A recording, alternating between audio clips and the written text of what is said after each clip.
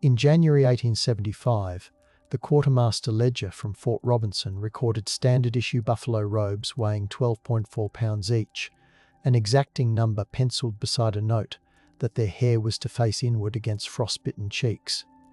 The same ledger logged ambient barracks temperatures dropping to 118 Grzelf despite green-tiled iron stoves roaring overnight, proving the myth of stoic cowboys snoring under starry skies without cover was a costly fiction. Nearby, civilian correspondence stored in the same archive mentions tin thermometers cracking as sleeping soldiers tucked them under coarse woolen socks to keep them from shattering, the glass fragrant with oil from whale. Derived cleaning fluid.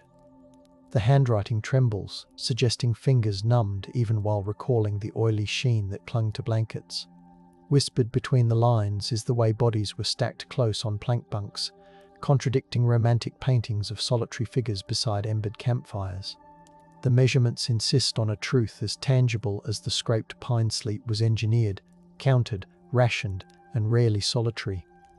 If this soft frontier unraveling soothes you, please subscribe. Abigail Rios, a mestiza washerwoman stationed at Fort Union in the winter of 1867, lay in lamplight that flickered against a brass basin, polishing buttons while her breath misted above sewn ticking. The tallow candle perfumed the room with animal fat, and the scrape of her bone needle whispered through deerskin liners she stitched into cavalry mittens. She listened for the distant clank of ice shifting on the Mora River while packing sand between refurbished bed platforms, a technique her Pueblo grandmother taught her to retain heat like adobe. In her thin diary, the paper smelt faintly of starch. She recorded tying selenite fragments beneath quilts so moonlight could scatter across the ceiling. Calming green recruits kept awake by coyotes crunching through crusted snow. Abigail convinced them to layer horsehair pads over grey army blankets, explaining that trapped air warmed just enough to guard against the merino's chill sheen. Her hands, cracked from lye soap, arranged a circle of warmed branding irons in a bucket, releasing a metallic scent that mingled with roasting coffee, ensuring the barracks sleepers shared both warmth and rhythm before the night stiffened around their rattling windows. In 1870, the Army Medical Department shipped Casella thermographs to Fort Bridger, and Surgeon James Wheaton recorded nightly oscillations that dipped 18 degrees between midnight and dawn, even inside log quarters. The brass instrument ticked softly, its clockwork grazed by frost when the door opened, and on December 14 he noted the canvas ceiling sagging with condensed breath that froze into beadlets. Wheaton ordered canvas windbreaks erected around potbelly stoves, the treated cloth smelling sharply of alum as soldiers stretched it taut, and he timed how long each cot remained above freezing after fires sank to coals. 12 minutes for a bare bed, 36 when the mattress was stuffed with dried sagebrush.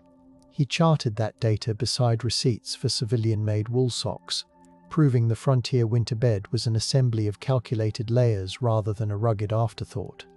His log, now resting in the National Archives, still bears charcoal smudges from gloved fingers. Listening to the faint scratch of the thermograph's pen, he seems to ask without words why dime novelists insisted the prairie night was a place to prove stoicism instead of a laboratory of survival. 2 years earlier, Northern Cheyenne scout Red Feather shared a straw-lined earth lodge with ethnographer William Curtis near Tongue River, the air inside perfumed by willow bark steaming in a blackened kettle. Curtis's field notebooks from February 1868 describe the hush of snow muffled by bison hides stretched over the lodge apex, and the way Red Feather arranged juniper ash in a low trench so embers glowed like buried stars.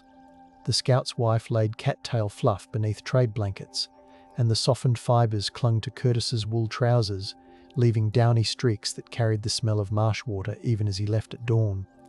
When Curtis asked how the family slept during the moon of deep snows, Red Feather pointed to cedar chips scattered under their heads, their resinous scent warding spirits and insects alike. The guide explained, his voice barely louder than the sizzling sap, that sleep was a covenant with winter spirits, layers arranged east to west so dreams followed the sun's return. His words press against Curtis's scripted sketches, countering the American myth that Indigenous winter rest was primitive. instead revealing precise rituals tuned to frost's brittle hush. By 1881, Swedish homesteader Ingrid Halvorsen kept a weather diary near Fort Keogh in Montana Territory, the ink smelling faintly of linseed because she thawed it beside a lamp each night. She described chiseling blocks of sod to fashion a sleeping alcove within her dugout, the earthen walls crumbly yet warm to the touch, flecked with mica that sparkled when her pine splint torch sputtered. Ingrid lined her straw tick with felted scraps cut from sailcloth brought by Hudson Bay freighters, each piece still tasting of salt when damp frost licked the seams. She hammered spent ammunition shells into tiny bells, suspending them over her son's bedding so any shift in the door draft chimed softly, warning of gusts that could snuff their coals. Her Sunday entries mentioned draping copper kettles filled with boiled molasses over their feet, the syrup thick and fragrant, holding heat far longer than water. A trick she swore she learned reading a Norwegian almanac dated 1834. The effort granted them the power to sleep through wind shrieks that rattled their single-pane window, and she writes, "Sleep is a fortress of straw and song," insisting practical artistry, rather than brute endurance, preserved their family through the -30 gale. A Northern Pacific Railway surveyor named Thomas Belden tested woolpile heights along the Yellowstone in January 1883, using a yardstick marked in charred segments because ink froze too readily. His field notes rustle with grit, and he scratched in margins how the 3.5-inch pile retained heat 17 minutes longer than the 2-inch standard when exposed to a thermometer encased in mercury-streaked leather. Belden stationed a French-made aneroid barometer beside his rolled blankets to monitor pressure shifts that foretold night squalls, the device ticking like a muted clock in the dark. He measured charcoal pancakes placed inside canvas pouches, each disc pressing warmth against his chest and exhaling a charcoal-sweet aroma. As frost rimed his beard, he wrote with numb fingers that he could feel the difference in breath. Humidity trapped beneath the thicker wool, its lanolin tang stronger, its loft resisting collapse. His data read as quiet rebellion against company law, that the railroad's tent camps were cozy. The numbers expose an improvisational engineering, granting exhausted survey crews the crucial luxury of staying asleep while sleet pecked at taut rope. Such measurements prove that raw courage was only the garnish atop meticulous thermal arithmetic. The wind still carried gunpowder soot, yet Philly-born laundress Mavis Pennington recorded the hush of Fort Ellis's midnight in 1874 as she set pig-fat lamps along wardroom aisles. She described the glow as honeyed, catching on icicles that dangled from the ceiling joints like glass fingers, and noted how the scent of boiled lye clung to the wool she wrung out barehanded.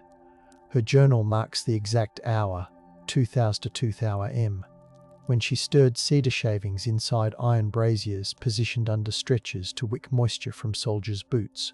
Mavis listened to the faint crackle of sap blistering off the shavings, then layered surplus ponchos over pillows stuffed with shredded newspaper, each page whispering headlines from St. Louis even as it absorbed sweat. She claimed that the rustle lulled light sleepers hardened by cannon drills, a paper lullaby.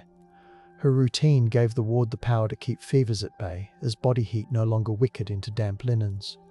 Instead of the gunfight bravado sketched in newsprint, her reality was the slow orchestra of textiles, embers, and whispered hymns that coaxed rest from a hostile raftered night. Frost rests. Lanterns sigh. Cotton remembers every touch. In 1885 at the Bozeman Trail junction, Chinese herbalist Lao Min set up a medicine tent stroked by the scent of dried chrysanthemum, offering railroad tie hacks and freighters heated sleeping bricks. His ledger, written in ink scented with sandalwood, details firing yellow clay bricks to 400 degrees Celsius in a kiln fashioned from salvaged stoveplates, then wrapping them in mulberry paper before tucking them into travelers' fur-lined boots. Snow squeaked outside, and Lau noted the contrast between the crisp night and the moist heat lingering against arches, ensuring sleep arrived quickly under patched quilts stitched with cobalt thread. He balanced Western pocket watches beside the bricks, recording that the warmth faded after 2 hours unless the brick rested atop a cedar plank, which extended comfort by 40 minutes thanks to resinous insulation. The ledger also mentions he infused cotton batting with tiger balm, its menthol bite clearing nostrils clogged by smoke, keeping breath slow. Lau, though rarely mentioned in town ledgers, gave itinerant labourers strength to survive sub-zero layovers, and his quiet expertise undercut the era's prejudice, proving cross-cultural craft was as vital as any revolver. A Paiute midwife named Narrow Water sheltered Mormon emigrants near Ruby Valley in January 1862, guiding them into willow shelters braided against a basalt outcrop that exhaled warmth through fissures. Her oral history, captured on Edison wax cylinder decades later, crackles with static yet carries the rhythm of wind-rattling sagebrush. She speaks of lining sleeping hollows with rabbit skins, their softness like river silt against skin, and explains how she ground sweet flag root, so its peppery scent masked the musk of unwashed bodies. The emigrants traded her iron nails, and she hammered them into the rock to suspend baskets of snow above fires, letting mist humidify the crisp air. When children whimpered, she hushed them with songs measuring the time it took embers to fade, every verse a timer. The cylinder also preserves the hush when she describes stepping outside to stir snowbanks over footprints, concealing their refuge from raiding patrols, not out of fear, but to protect the sanctity of sleep from intrusion. Her voice reveals respect for the night's sacredness, as if slumber itself were a treaty between strangers and land.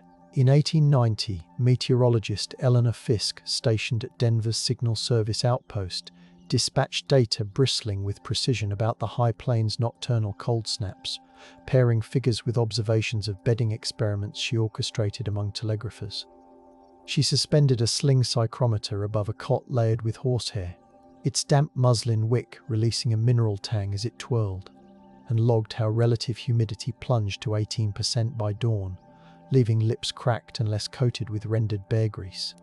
Fiske convinced operators to sleep in shifts with their boots inverted over a steam pipe that throbbed like a distant drum, preventing leather from freezing into rigid shells. Her precise telegraph at 3012 am. On February 8 reads, Subject 2, pulse steady. Wool felt retains 19 degrees more heat than government issue muslin. Eyelids relaxed at 46 degrees F ambient. The men teased her for mothering them, but her records show sick days dropping, proving thermal strategy granted working power in an era when telegraph clicks stitched the frontier's heartbeat. She reflects in a margin note, comfort is a code, not an indulgence, tethering data to a philosophy that still hums beneath the brittle spark of winter wires. An 1879 investigative report by journalist Horace Glidden sniffed through the reputed opulence of Deadwood's Winter Palace Hotel, finding instead drafty walls and moth-eaten coverlets that rustled like dried leaves. He measured the guest rooms with a pocket thermometer sliding beneath the doorframe, the bulb cooling to 22 degrees F within minutes despite a coal stove groaning in the hall.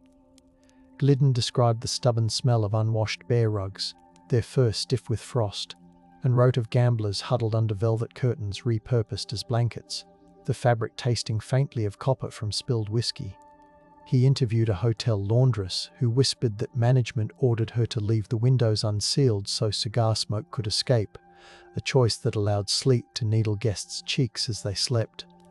Her testimony was excised in the final print edition, suppressed because the proprietor bought advertisement columns, but the manuscript survives, edges singed.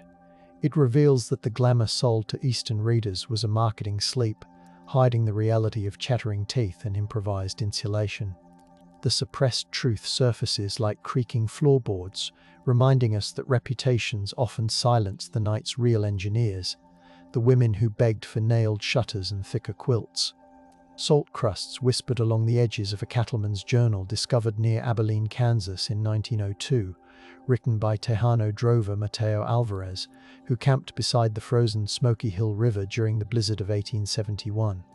The rediscovered journal, found inside a tin biscuit box decades later, records how he layered serapes scented with mesquite smoke over his crew's bedrolls, then spread fresh manure in a ring around their camp to absorb cold moisture, a practice the men initially mocked. Mateo set Spanish handbells atop tent poles, their bronze mouths catching moonlight and chiming when gusts shifted, and he timed matches between coyotes' yips and the crackle of mesquite fed into pits lined with limestone. He explained that the limestone, still warm from the day, radiated heat against their heels, granting cattle guards enough rest to guard the herd at dawn. The journal had been hidden by a foreman embarrassed to admit reliance on Mexican tricks, but its rediscovery by Mateo's granddaughter in 1902 finally credited his ingenuity, a cycle revealing how prejudice chilled recognition until family memory thawed it again. Snow hushes. Ash smoulders. Footsteps fade. Swiss geologist Henri Dufour traversed the frozen San Juan mountains in 1879, cataloguing mineral veins by day and, at night, measuring the insulating qualities of ore sacks filled with crushed pumice. His field report, latticed with contour sketches, mentions the sulphurous scent of nearby hot springs mingling with the musk of wet wool as he repurposed assay pans into bed warmers heated over spirit lamps. The lamps hissed softly, halos of blue light quivering across tent canvas, and Dufour noted how pumice retained a gentle warmth, its porous texture almost velvety against his calves. He recorded temperatures with a Celsius thermometer imported from Geneva, the glass sweating when tucked under layered Hudson Bay blankets. Despite his scientific rigor, mining companies dismissed his advice to house workers in pumice-lined bunkhouses because the material was deemed too costly to transport. His manuscript languished in a Zurich archive until 1964, when a graduate student translating 19th-century exploratory texts flagged the overlooked section on sleeping technologies, rediscovering the blueprint for safer alpine camps. The loop from observation to neglect to revival underscores how sleepcraft knowledge can hibernate beneath corporate priorities until fresh eyes warm it awake. In 1869, Polish-Jewish tailor Sulim Karlin operated a dry goods stall in Laramie, stitching quilted ticking filled with shredded newsprint and goose down reclaimed from riverbanks. His account book notes the crackle of the paper stuffing, a sound he said calmed Union Pacific switchmen accustomed to telegraph chatter, and he rubbed each quilt with beeswax to repel melted snow, leaving a honeyed aroma. Sulim's sister Dina hefted iron goosenecked irons heated on the stove, smoothing seams while the iron's tang mingled with the sweet wax. Their quilts sold swiftly until a company edict insisted workers purchase official bedding branded with the railroad logo. Rather than fight openly, Sulim stitched his initials in hidden cross-stitches near the hem, a silent rebellion. The policy suppressed his livelihood, forcing him to pack unsold quilts in cedar chests whose scent clung to their folds. Decades later, during a 1937 Works Progress Administration interview, retired switchman Arthur Wainwright recalled retrieving those chests from an attic and rediscovering the quilt's layered warmth, marveling at the newspaper headlines from 1869 that still rustled inside. The quilt's second life affirmed the value of immigrant craft smothered by corporate uniformity until nostalgia pried open the lid.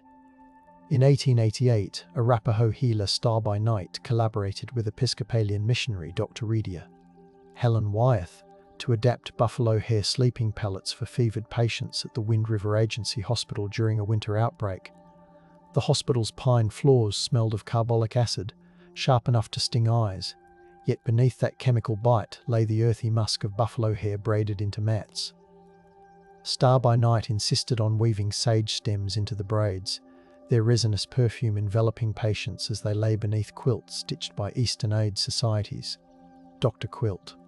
Wyeth documented the cross-cultural design in neat copperplate, timing how the mats wickered sweat without chilling the skin.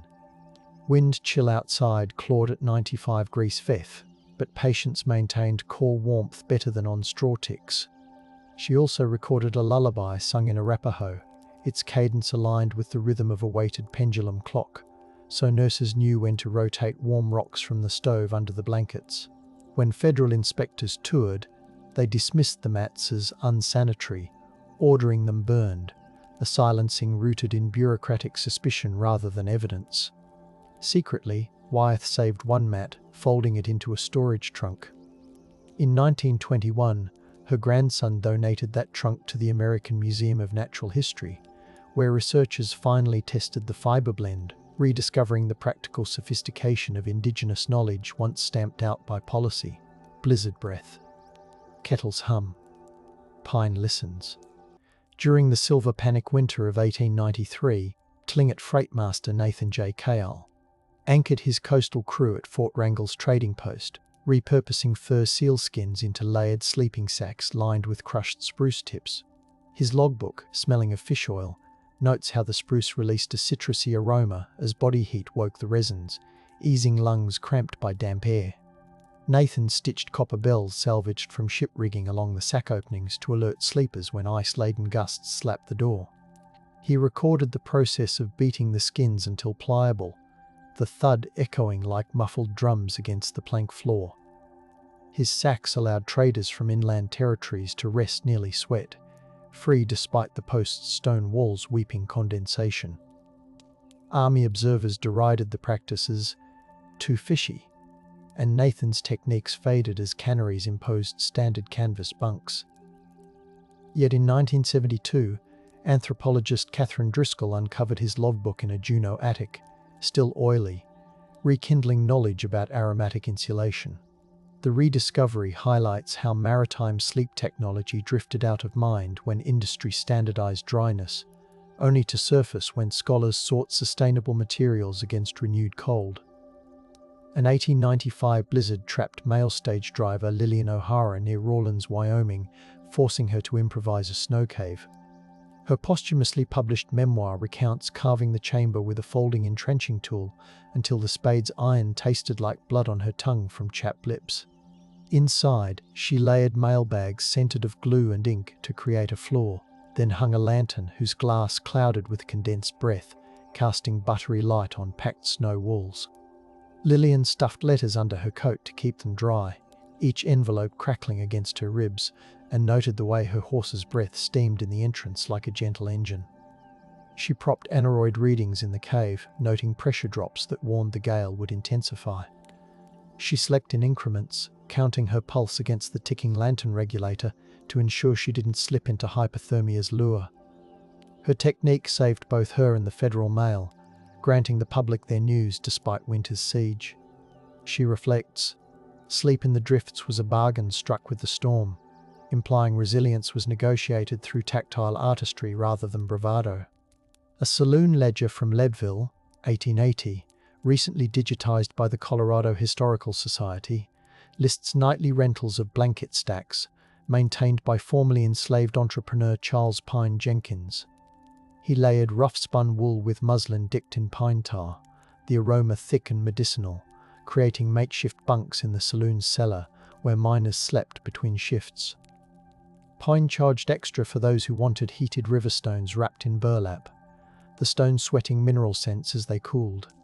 He recorded each customer's duration, finding the average rest lasted 3 hours, enough to prevent the tremors that plagued crews working freezing shafts.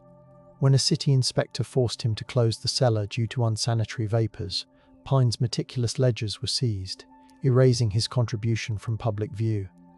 A century later, descendants scanning courthouse archives rediscovered the ledger, its edges brittle yet stained with tar. The rediscovery exposes how black ingenuity underpinned winter endurance in Colorado's boomtowns, a chapter suppressed under the pretense of hygiene while actually motivated by prejudice. Cinders settle. Canvas breathes. Sleep circles. In 1876, Kiowa scout Sintaup introduced U.S. cavalrymen to the breathing hole.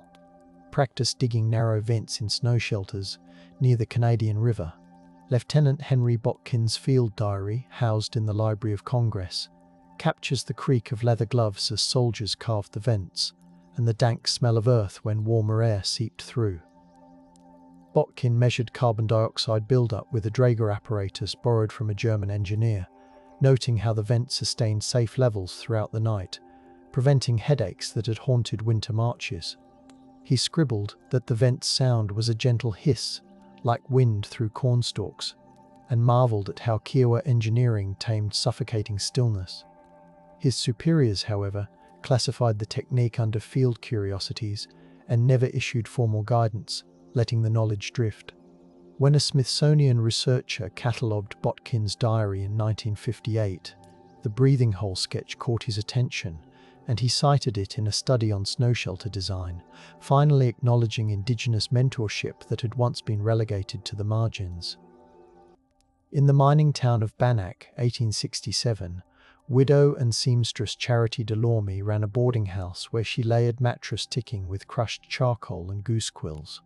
Her handwritten instructions, preserved in a family Bible, outline how she baked the charcoal in a Dutch oven until it smelled faintly metallic, then enclosed it between muslin sheets to create radiant warmth. She hung strips of orange peel near the beds, the citrus perfume masking the damp iron scent of the nearby creek. Charity mandated that boarders hang their boots over steaming kettles set on wrought iron hooks, the hiss of water calming rowdy gamblers more effectively than gun threats. She noted that the charcoal-filled ticking stayed warm for 4 hours, long enough for her guests to sleep between night watch rotations guarding gold claims. Her rules kept them healthy through a season when scurvy and frostbite claimed rivals. The power of her bedding lay in balancing dryness, fragrance, and heat, a domestic bulwark against Montana's biting dark. A surgeon's report from Camp Halleck in Nevada, 1873, details amputee veteran Isaac Whistle. Boone's invention of a triple-layered sleep sling that cradled his stump above frigid ground. Boone stitched saddlebags into a hammock lined with velvet scraps salvaged from officer uniforms, the fabric smelling of cigar smoke even after washing. He threaded the sling between bunk posts, letting his stump hover while iron stove heat swirled underneath, and sprinkled crushed peppermint leaves to mask the scent of healing salves. The surgeon clocked Boone's heart rate before and after the modification, noting improved rest and reduced phantom pain, evidence that ergonomics mattered in winter regeneration. Fellow soldiers left the camp soon after, and the sling's details vanished when Boone died. Decades later, a 1909 veteran's pension file surfaced with a sketch of the sling tucked inside, rediscovering the design.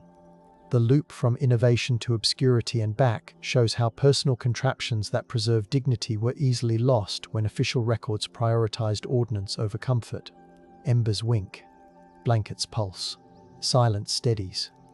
In 1874, German-born itinerant photographer Matilda Klauser wintered with Basque shepherds near the Owyhee River, documenting their sheepskin-lined stone huts. Her diary smells faintly of collodion chemicals, and she describes the soft scuff of felt-soled sandals gliding over reed mats layered atop sun-warmed flagstones.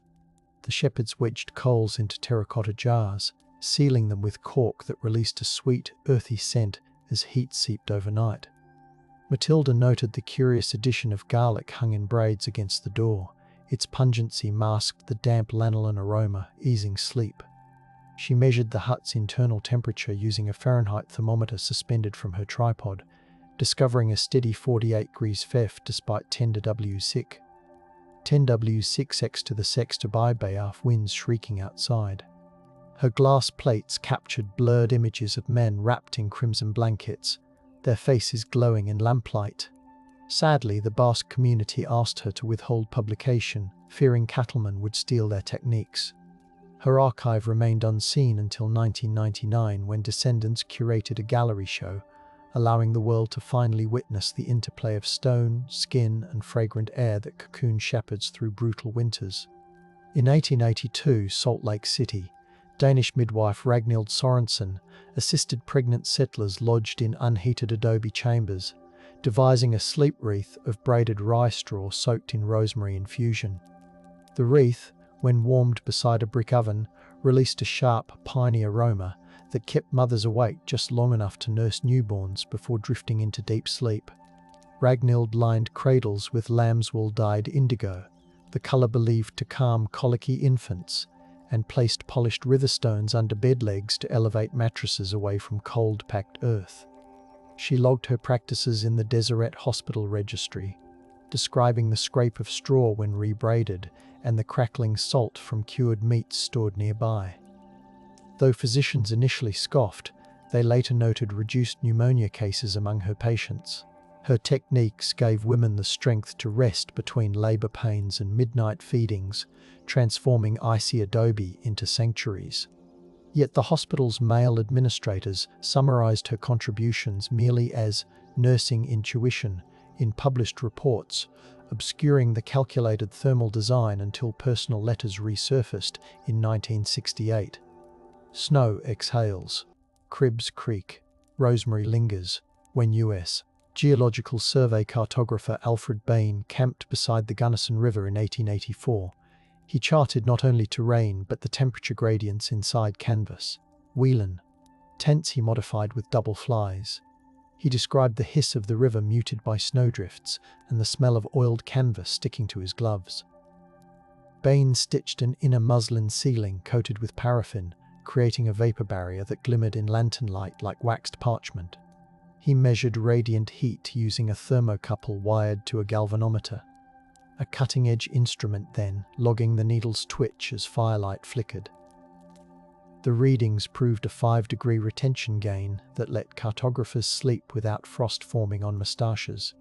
His report, filed to Washington, advocated adopting the double fly for Army Scouts, but supply chiefs deemed it extravagant.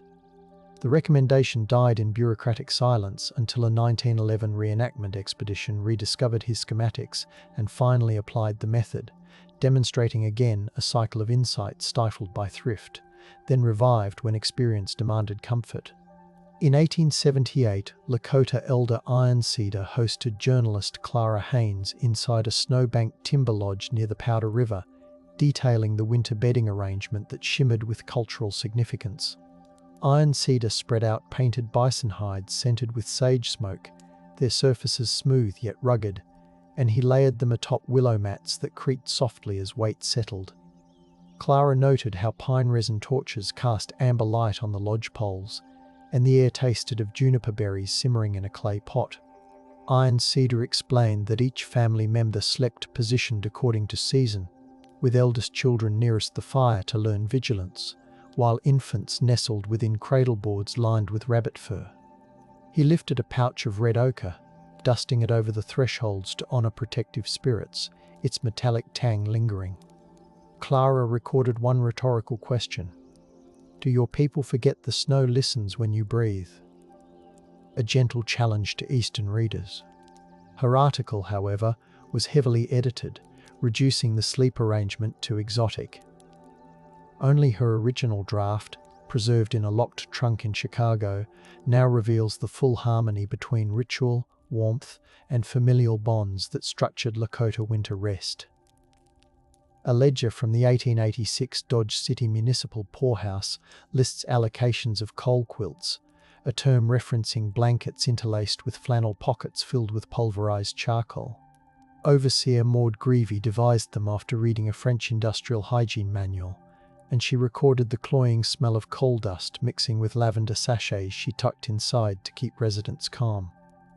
The quilts rustled like dry leaves as recipients shifted, and Maud noted how the charcoal distributed warmth evenly across frail bodies. She timed their cooling using a borrowed pocket watch, finding 6 hours of sustained comfort. Despite success, city councilmen accused her of misusing coal supplies and ordered the quilts dismantled, suppressing a cost-effective solution out of political spite. Maud quietly sewed the pockets shut over themselves, preserving the design. In 1954, a historian reviewing Dodge City welfare archives stumbled upon her sketches, reviving interest in heat-retentive textiles. The rediscovery underscores how bureaucratic pettiness temporarily doused innovation, only for archival patience to relight it. Ice listens. Coals breathe. Lavender clings. During the winter of 1870, Comanche trader Laami collaborated with Mexican blacksmith Pedro Ortega near Palo Duro Canyon to craft iron bed frames with hollow rails filled with heated sand. The workshop smelled of hammered iron and roasted chilies shared at midnight, and Laami's deerskin gloves creaked as he guided the bellows. Ortega's forge roared, sparks spitting like fireflies while they poured sand into the red-hot tubes. At night, the frames radiated warmth, the rails clicking softly as metal contracted. Families sleeping atop buffalo hides felt a steady glow against their calves, a luxury compared to cold ground. Their partnership ended when the US Army forced layoffs, citing resource conservation, effectively suppressing the hybrid technology. In 1987, archaeologists excavating the canyon unearthed a fragment of the hollow rail, still packed with fused sand, validating oral histories dismissed for generations. The discovery loop completed, revealing how cross-cultural craftsmanship engineered long-lasting warmth before policy severed the collaboration. A letter penned in 1889 by Yakima interpreter Maria Running. Fawn describes guiding ethnobotanist Frederick Coville through winter lodges near the Columbia Plateau. She detailed the scent of camas root steaming in pit ovens, a sweet aroma mingling with smoke that blackened the rafters. Maria highlighted the cedar bark mattresses softened in river water, their fibers pliant as worn leather, and she explained how sleepers positioned quartz pebbles warmed by coals against temples to ward off headaches. Coville's published report skimmed these sleeping details, focusing instead on plant taxonomy, inadvertently silencing the ritual balance between nutrition, breath, and rest.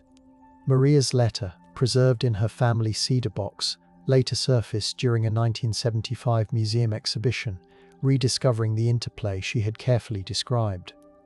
The letter's resurgence reminded scholars that comfort technologies were as vital as food in surviving punishing winters, and the omission hinted at reverence. The community guarded certain knowledge, revealing only fragments until trust was earned. Wind mutters. Pebbles glow. Cedar sighs.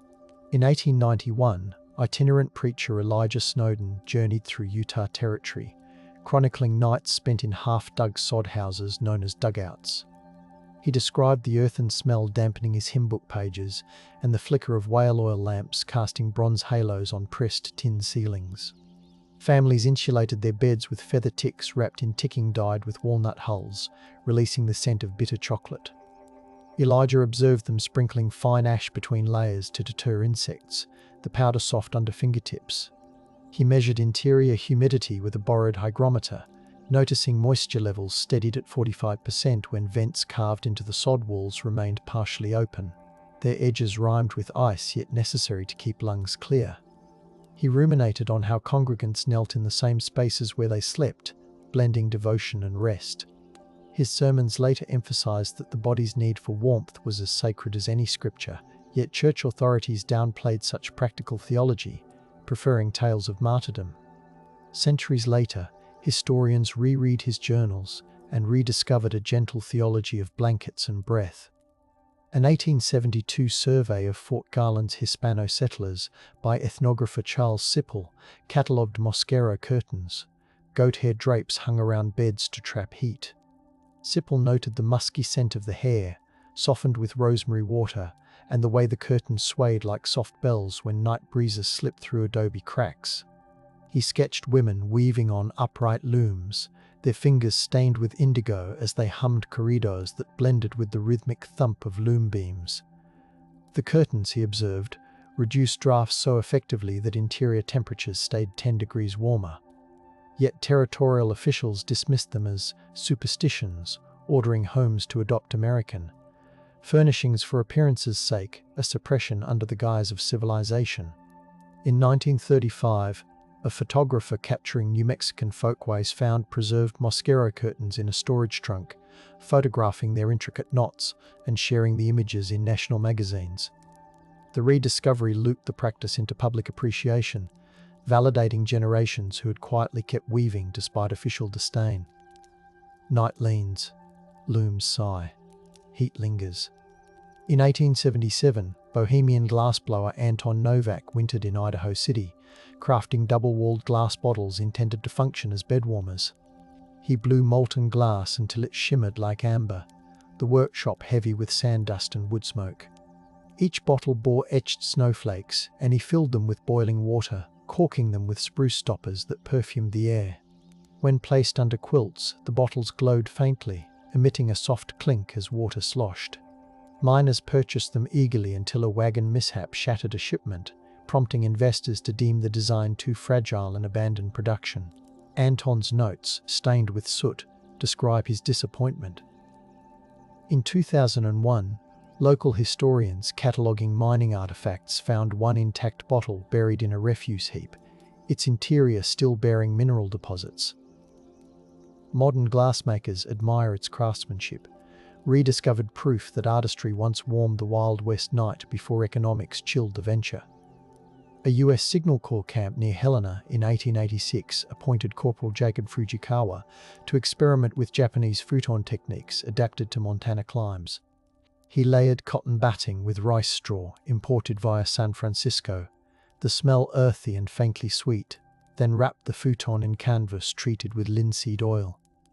Jacob noted the satisfying thump as he beat the mats each morning to redistribute fibers, preventing mold. He recorded results in precise columns. Futons retained heat better than straw ticks when paired with bearhide throws, and soldiers reported fewer backaches. Despite success, superiors considered the practice too foreign and ordered a return to regulation cots, suppressing the experiment. Jacob mailed his notes to his brother in Yokohama, who published them in a local newspaper. A century later, researchers studying Trans-Pacific cultural exchange cited the article, rediscovering how Japanese technique briefly softened Rocky Mountain barracks. The knowledge crossed the ocean twice, reminding us that sleepcraft migrates even when authorities resist. Frost sighs. Straw listens. Memory glows. In 1883, Bannock storyteller White Quill preserved in beadwork patterns the sequence of nightly winter prayers sung before sleep. Each bead colour corresponded to an herb burnt beside bedding: blue for sage, red for cedar, white for sweetgrass, their aromas layering like soft chords. Anthropologist Lydia Hart copied the bead legend into her notebook, describing the crackle of the herb bundles and the way smoke curled against bark walls. She also noted the tactile comfort of bison robes lined with smoked salmon skin, lending a faint savoury scent that repelled insects even in cold months. When Lydia submitted her report, editors removed the musical analysis, fearing readers would fetishize the ritual.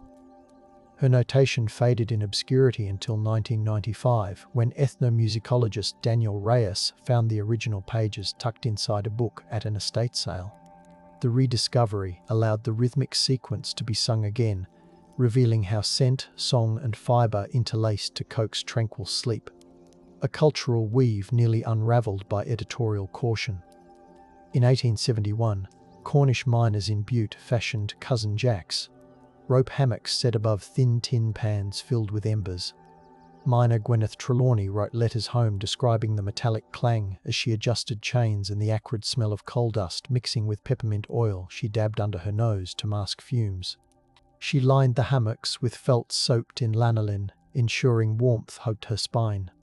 Gwyneth recorded how the tin pans radiated heat upward, allowing her to sleep in air otherwise brittle enough to freeze spittle mid-fall. Her letters, however, never reached Cornwall.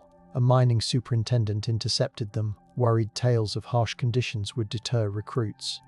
The letters lay sealed in a company safe until a 1970s Labour historian pried them loose, rediscovering the intimate adjustments women miners made to survive subterranean winters.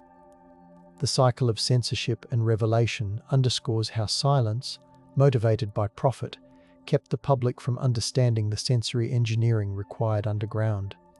Flame crackles, felt softens, secrets breathe. On the northern plains in 1887, Métis freighter Lucien Deschamps recorded sleeping inside a Red River cart tilted on its side, wheels creaking in the night wind. He lined the cart with buffalo robes treated in smoked alder, the aroma rich and slightly sweet, and scattered spruce needles underneath to soften the wood's ridges. He hung an aneroid barometer from the axle, its brass gleaming in lamplight to anticipate dawn storms. Lucien also stuffed knitted socks with parched cornmeal, holding them against his chest to absorb sweat, a technique learned from his Cree relatives. His logbook, kept in French, remained unread in a Manitoba church trunk until 1982, when translators uncovered its details. The rediscovered passages reveal how mobility shaped winter sleeping practices. The cart became a cradle of warmth, proving ingenuity flourished wherever wheels met snow, even when official histories favoured station houses over itinerant life. In 1899, a tuberculosis sanatorium near Santa Fe experimented with cloud beds, outdoor sleeping platforms hung with gauze to promote fresh air cures.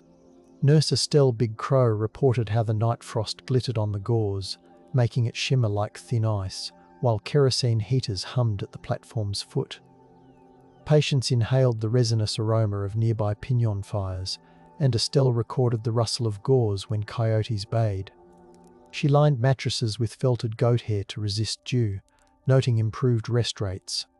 Yet when funding waned, administrators dismantled the platforms, claiming the gauze looked unseemly.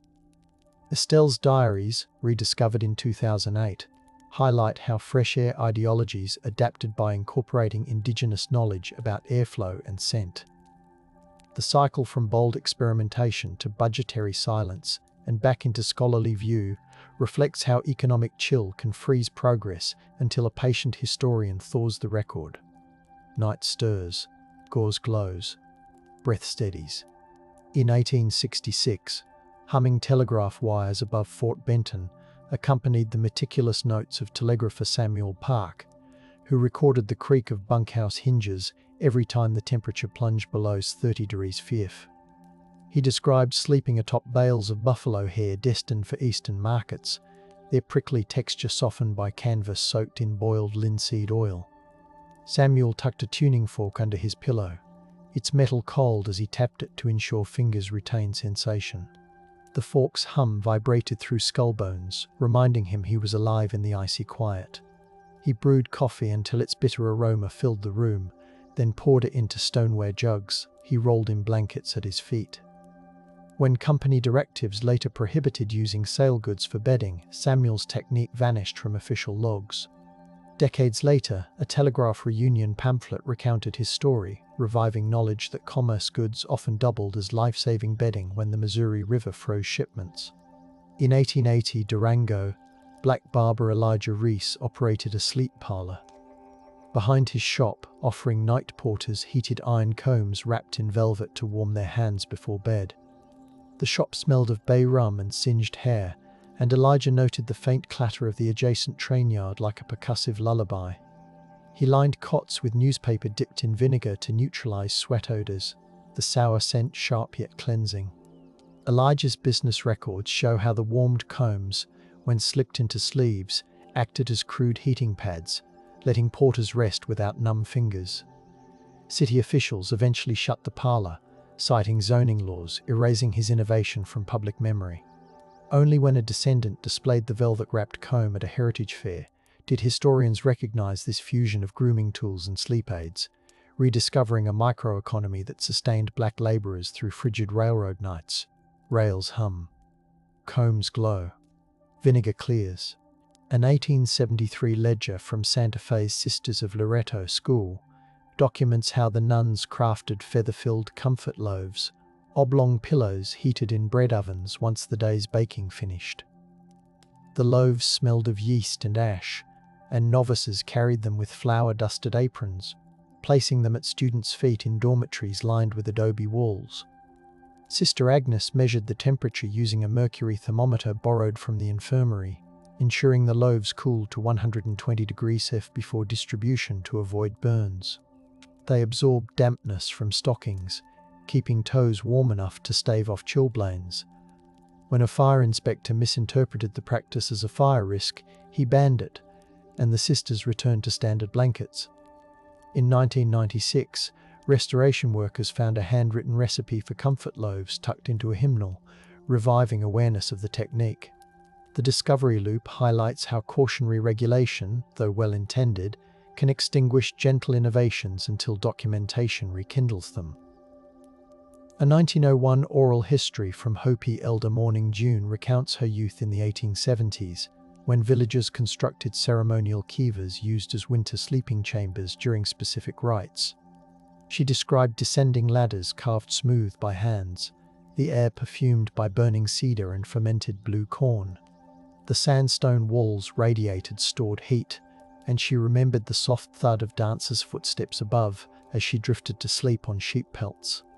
Morning June mentioned sprinkling ground turquoise at the threshold, a shimmering dust that symbolized dawn light even in darkness. Ethnographers initially omitted these sleep details, focusing only on ritual. Later rediscovery of her recordings by Pueblo scholars reframed kivas not just as sacred spaces, but as engineered warm refuges, reinforcing the theme that ritual and rest intertwined intimately. It shows reverence prompted her earlier silence. Certain secrets remained hush until listeners proved respectful. Heat sighs, stone holds, turquoise glints. During the 1885 cattle die-off known as the Big Die-Op, Black cowboy Rufus Mayfield sheltered under an overturned chuck wagon near Miles City, stuffing canvas gaps with hanks of frozen prairie grass.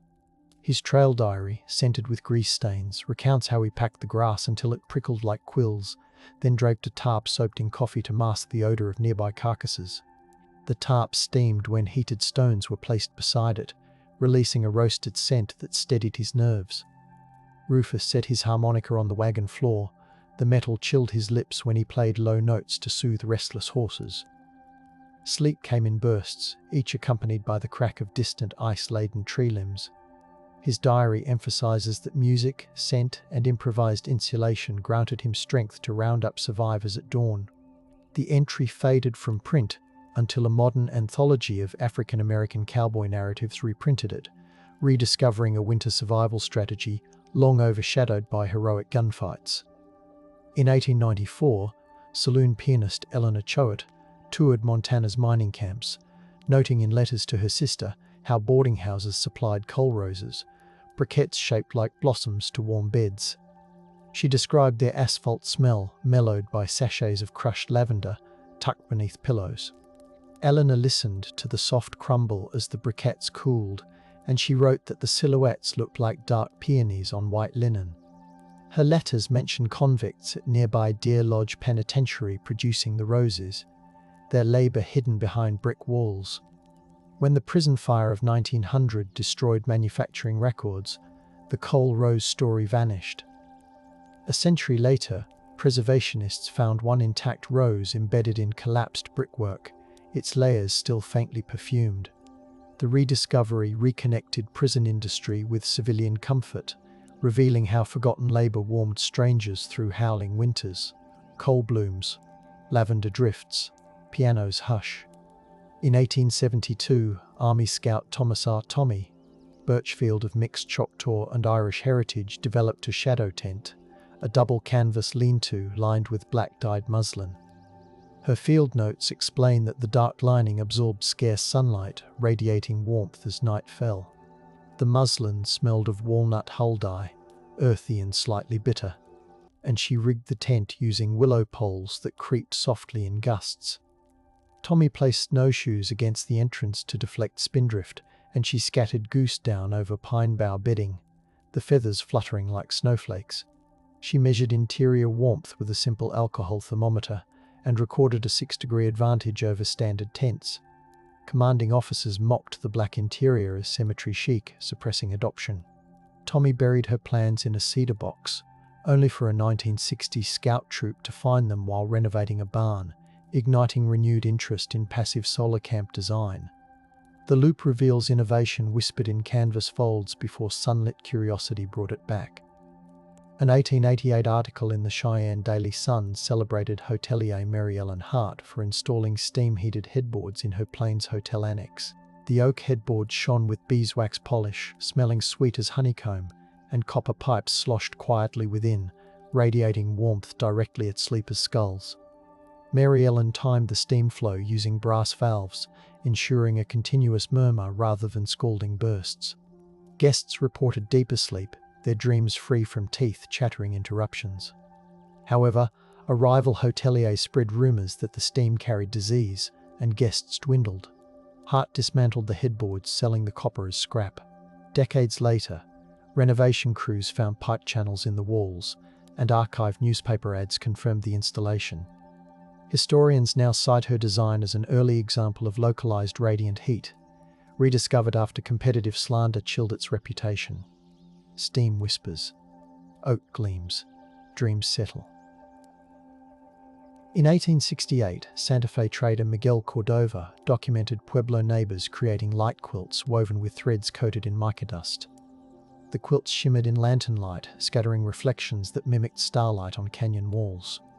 Miguel wrote of the dry, mineral smell of ground mica and the gentle rasp of threads between calloused fingers. He noticed how the reflective surfaces tricked the eye into sensing warmth, encouraging bodies to relax in otherwise cold rooms. When territorial officials taxed mica mining, production dwindled, and the quilts faded from markets. Only fragments remained until 2005, when archaeologists found mica-coated fibers in a family chest. The rediscovery affirmed that psychological comfort light sparkle complemented thermal care, offering a layered understanding of sleep sensory tapestry. A 1877 letter from trail cook Beatrice B. Malloy tells of sleeping atop flour sacks inside a freight wagon stuck in snow near Laramie. The flour dust perfumed the air with warm bread notes clinging to her wool skirt.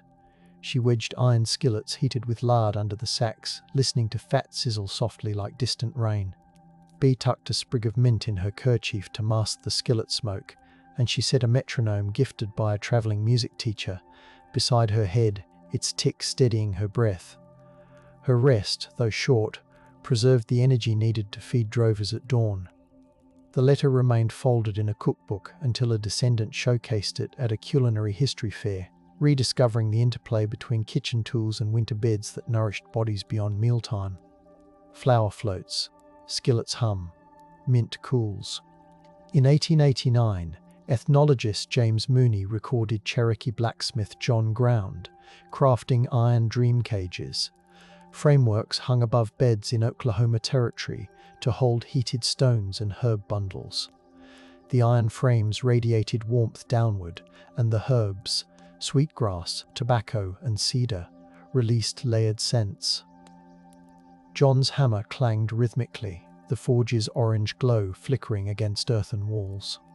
Mooney noted that the cage's lattice patterns mirrored stories about constellations guiding hunters home. When relocation pressures intensified, many families buried the cages to keep them from confiscation. In 1934, drought exposed one cage along a creek, and its recovery reintroduced the practice. The cycle of concealing for reverence, then unearthing, illustrates how protection from oppression can veil knowledge until nature itself lifts the cover. A 1892 memorandum from Yellowstone's Norris Geyser Basin Ranger Station details how Shoshone guide Willow Snow taught rangers to heat volcanic pumice stones in geyser runoff before placing them in canvas bags at their feet. The stones hissed sharply when lifted from steaming pools, releasing sulfur scents that clung to blankets. Rangers noted how the warmth lasted for hours, and the soft pumice texture felt like coarse bread. Park administrators later banned the practice, citing potential geyser damage, effectively sealing the knowledge.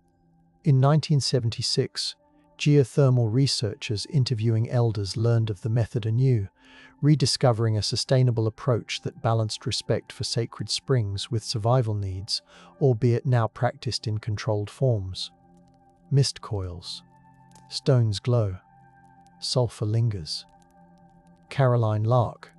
Svensson, a telegraph matron stationed at Fort Shaw in 1886, engineered sleep music by suspending violin strings over stove vents so warmed air plucked them faintly. The whispering vibrations, barely audible, soothed telegraph trainees rattled by wind keening outside. The strings smelled faintly of rosin, and the air tasted metallic from coal stoves. Lark measured pulse rates before and after the nightly ritual, documenting reductions in restlessness. Commanders tolerated the experiment until strings snapped and struck an officer, after which they ordered removal. Her notebook, rediscovered in 2015, demonstrates how auditory texture joined thermal comfort, reminding us that gentle soundscapes held power in stark winters. In 1900, Nez Perce Elder Bright River shared with missionary Dr. Samuel McKean the practice of digging shallow breathing beds, lined with heated river stones and cedar boughs during brutal winters near Lapwai. The cedar smell was sharp, almost citrus, and the stones crackled when moisture touched them. Bright River explained that sleepers inhaled air filtered through the boughs, staying moist enough to prevent bleeding noses. McKean recorded the method but hesitated to publish, fearing cultural appropriation. His notes remained private until descendants donated them to a tribal museum, where they were interpreted by community historians, affirming that reverence, not secrecy, initially kept the knowledge hushed. Cedars murmur, stones exhale. Breath deepens. In 1873, Georgia-born freedwoman Lucille Harper ran a Denver laundry where she devised steam cradles for infants of railroad workers. She placed wicker baskets over kettles emitting gentle plumes, the steam perfuming the room with starch and lye. Lucille lined the baskets with wool scraps scented by blue indigo dye, believing the hue soothed crying babies. She timed steam bursts with a pocket watch, ensuring moisture never dampened the blankets. The cradles let mothers rest while snow pelted the windows. A city inspector closed her operation for lacking official licensing, silencing the practice. In 1990, a local historian compiling African American business registries found testimonies praising Lucille's cradles, reviving recognition of her quiet engineering. Snow taps, steam rises, indigo calms. An 1881 diary from prospector Jebediah Cole recounts sleeping inside a mine drift near Virginia City, lining walls with gunny sacks filled with sawdust soaked in whale oil. The smell was pungent, almost rancid, yet it waterproofed the sacks, and he noted the muffled crunch when leaning against them. He placed a French clockwork heat regulator acquired from a travelling peddler beside a small brazier, its gears ticking like a heart. The regulator dripped alcohol at intervals, feeding the flame and preventing smoke buildup. Such precision gifted miners a stable warmth in treacherous tunnels. The device broke, and without parts the method lapsed. Only when mining museums displayed the regulator decades later did visitors grasp how technology and scent coalesced underground to cradle sleep.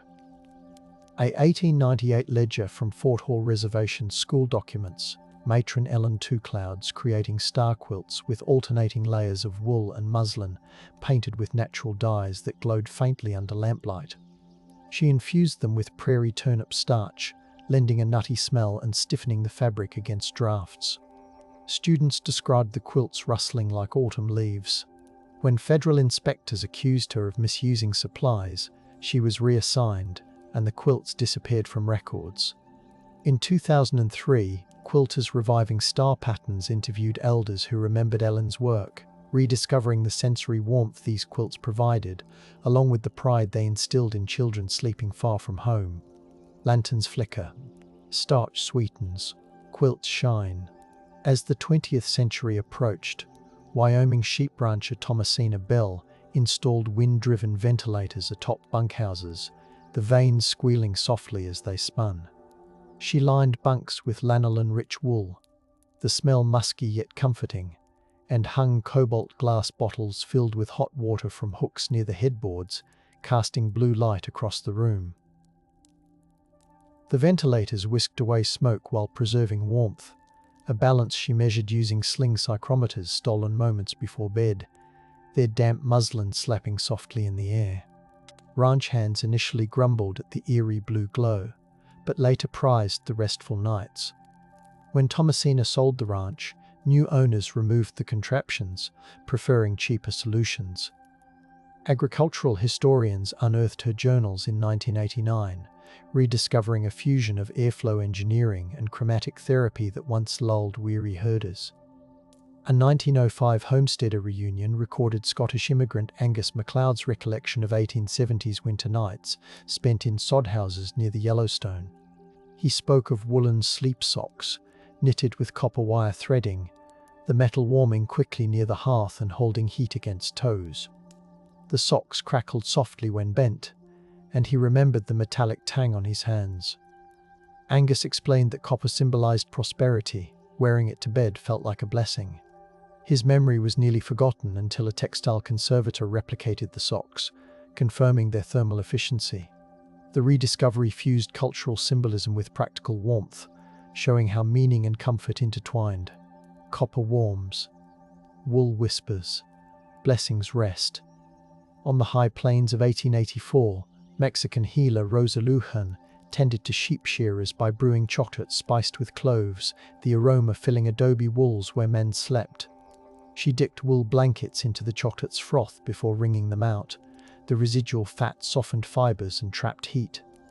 Rosa timed the process with a rosary, each bead a heartbeat. She listened to breaths slowing under the cocoa-scented covers and believed the sweetness guarded dreams. Priests chastised her for indulgence, pushing the practice underground. In 1978, culinary historians interviewing her descendants rediscovered the technique, acknowledging indulgence as resilience when nights bit hard. Chocolate sighs, cloves tingle, dreams sweeten. As railroads pushed westward, 1892 conductor Hiram Patel introduced circular sleeping rotations, aligning crew rest with the rhythmic clatter of wheels. He installed cork-lined sleeping compartments within cabooses, the cork smelling of damp wine cellars and muffling rattles. Hiram hung brass gongs that rang softly when track joints clicked, syncing with breath. He documented fewer accidents after the change, proving rhythmic sleep preserved alertness. Company executives later replaced cork with cheaper pine, erasing his innovation.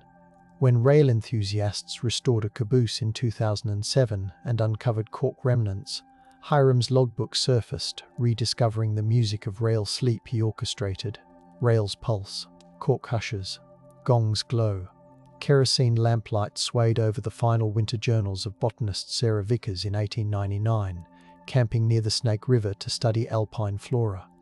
She slept within canvas stiff from frost, wrapping herself in layers of goat wool, brushed with camphor oil, its medicinal scent sharp in her nose.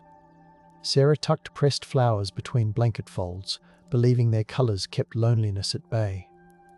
She timed her sleep in tandem with a pocket chronometer, listening to its metallic heartbeat amid distant wolf howls. Her notes linger on the question, is the warmth we weave enough to appease the mountains? She died that spring, yet her notebooks survive, encouraging us to consider warmth as both science and prayer. Snow hushes. Blankets pulse. Silence carries the question still.